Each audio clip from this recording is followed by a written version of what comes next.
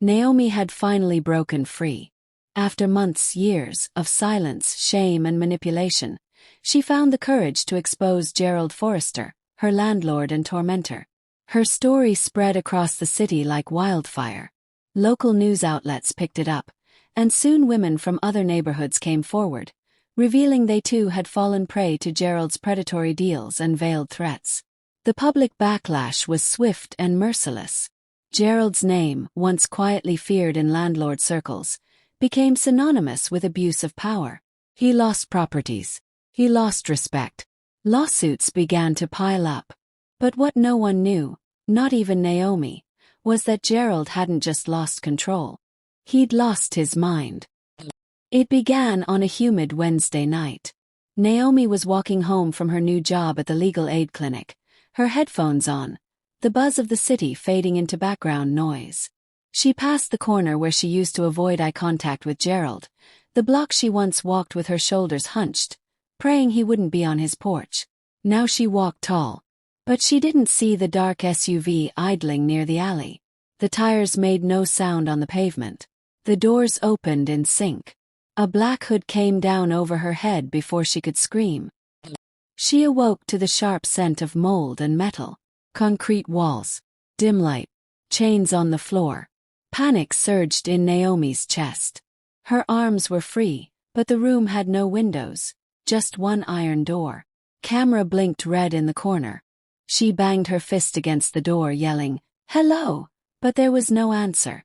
Only static from an old speaker mounted high on the wall. Then it crackled to life. "Well, well," came a voice. Slick, cold, and unmistakable. "You should have stayed quiet, Naomi." Her blood ran cold. "Gerald." He laughed, a sick, drawn-out sound. "You ruined my life. So now I'm going to ruin yours. But not all at once. No. I want you to understand what helplessness really feels like." Naomi's heart pounded. She knew she couldn't give in to fear. That was what he wanted. Days passed. Or maybe just hours, it was impossible to tell in that timeless space. Her food came through a hatch in the wall. No contact. No faces. Just that voice taunting her every day. "Remember when you begged me to let you stay just one more month? Blick. You were so grateful when I said yes. You thought I was kind. Blick. I gave you shelter. And you gave me betrayal. Blick." She stopped listening. She had to focus. Naomi didn't know much about her surroundings, but she remembered one of the phrases her supervisor at the legal clinic often used. "The law is slow, but justice has long arms." If she could just escape. If she could just leave a trace. What Gerald didn't count on was how much Naomi had changed. She wasn't the frightened tenant he used to manipulate. She was stronger. Martyr. She found a loose panel behind her bed and began scratching marks into the wall. Dates, sounds, any patterns she noticed in the food deliveries. She waited until she heard one of the guards outside the door whisper to another. A name, Marcus.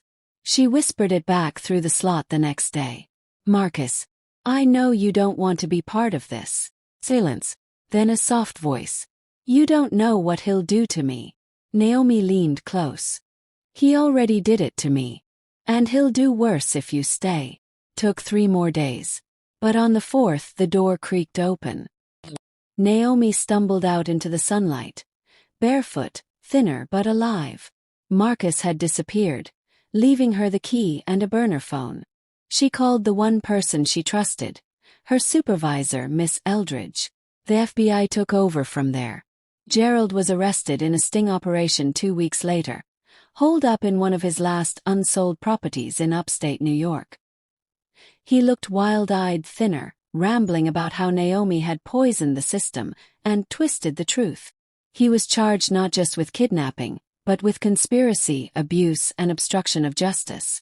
Former tenants from 5 different boroughs testified. The courtroom was packed. Naomi sat in the front row, her hands folded. Her eyes locked on the man who once controlled her life with a set of keys and a smirk. Now he sat in chains. As the gavel came down and Gerald was sentenced to life without parole, Naomi finally exhaled. Not because she needed revenge. Because she had survived. and because no woman under his thumb ever would suffer in silence again. 6 months after the trial, the world had moved on. But Naomi hadn't. Every morning she awoke before dawn, her breath tight in her chest, ears straining for a sound that never came. A lock turning, a boot step, a laugh behind a wall. It didn't matter that Gerald Forrester was behind bars, shackled for life in a federal facility hundreds of miles away. The trauma lived in her bones. But so did the fire. Naomi had become a voice. Speaker. An advocate. Survivors from across the country emailed her, thanking her for her bravery. Some wrote to say they'd come forward because of her. Some simply said thank you for surviving. She started a foundation, The Quiet Key, dedicated to fighting landlord abuse and exploitation of vulnerable tenants. It quickly gained traction, partnered with housing rights groups, and began lobbying for tougher regulations. But then the messages started. First it was an email. No name. No subject line. Not everyone stays buried. Then a note under her office door. He's not done. Naomi showed them to the police. They brushed it off. Trolls, they said. Copycats. You've become a public figure, Naomi. This kind of thing happens. But she felt it in her gut. Something wasn't right. She dug through court documents, inmate records, anything she could access. Gerald was still in prison, technically. But the deeper she looked, the stranger it became. His name was on the logs. But a photo of him, any recent photo, was oddly missing from the federal inmate database. His last visitor had been 4 months ago, a family attorney. But no name was listed. And then a former guard from the penitentiary came forward anonymously to her foundation. The message was short. You were right. He's not there. Naomi froze. She wasn't dealing with a haunted past. She was being hunted by it. Gerald Forrester hadn't just escaped. He had orchestrated it.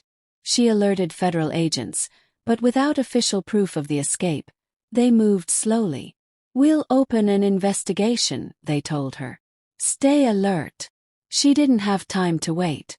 Naomi hired a private investigator, an ex-cop named Reyes, who traced the so-called attorney who'd last visited Gerald.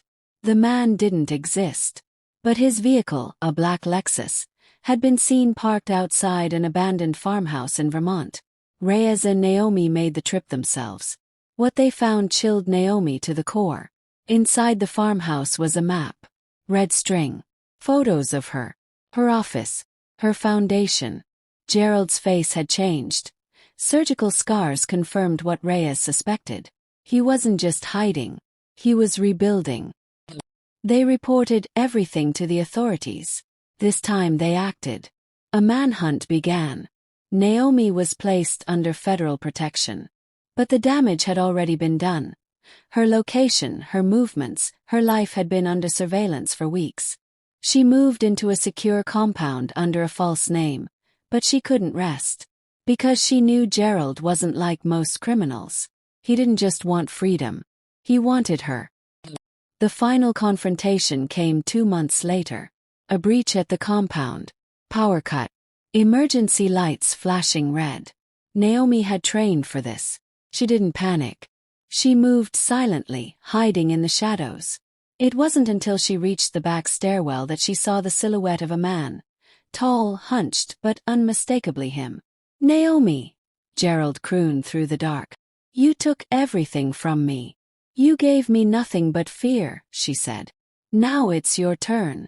And then, before he could reach her, Reyes emerged from the corridor, gun raised. Step away. Gerald smiled like a man who knew the ending of the story. You think locking me up will change anything? Naomi stepped forward herself. No. But letting people see what you really are will. This time it wasn't just a courtroom. It was live-streamed across the country. Gerald's escape, his network, his plans, all exposed. The justice system couldn't hide its flaws anymore. His enablers, the prison officials who helped him vanish, were arrested. A national investigation unfolded. Gerald returned to prison, but in a maximum security black site with no name, no deals, and no visitors. Naomi returned to her life.